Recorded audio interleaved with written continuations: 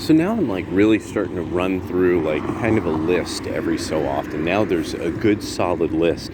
There's pretty much nothing now that you can trust that liberals or progressives are telling you the truth or have informed each other of accurate information. One of the more interesting things now is what's coming out with Kyle Rittenhouse.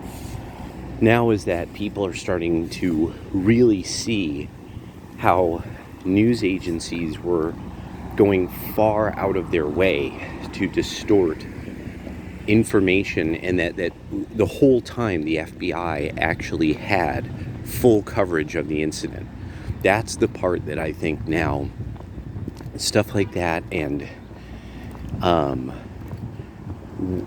Steven Crowder just did a thing of like the 50 top things that people think are true about climate change but have no evidence to support them, or something like that, some along those lines. More and more, this is going to be really the hardest part for liberals in the long run in this thing. Like the liberals, the feminists, the pro-black, kind of the various types of movements, like the angry ethnic minority movements, all this stuff, is that they're going to have to deal with that they discredited themselves. That they not only did they go out of their way to misinform people about things so that you could still be concerned.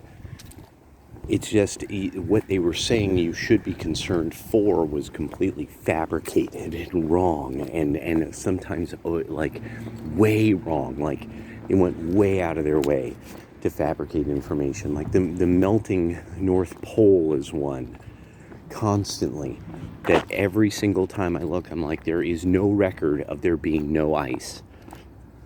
And all it is that every single person I encounter who ever sees a melt pool in a photo is like, see? I'm like, that's a melt pool.